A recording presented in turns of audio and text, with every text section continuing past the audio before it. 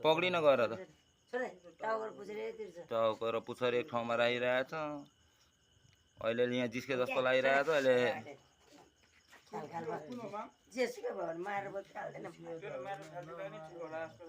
ए गाउँमा न के लु धामा नपक्डी त्यसो भए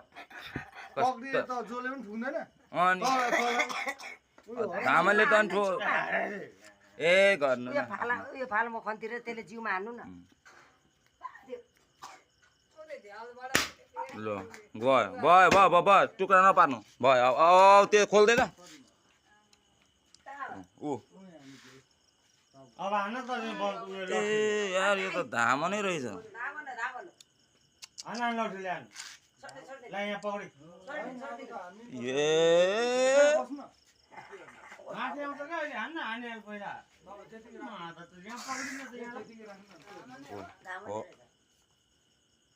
ओ यता टाउको निकालिसक्यो दे यो पक्डिन उसलाई डन्डा दे लु लु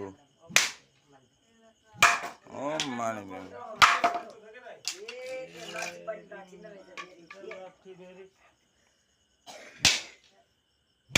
ए टुक्रै भयो त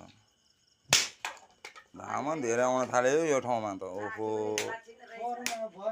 अस्ति पनि धामा नै आएको थियो त्यो घर अनि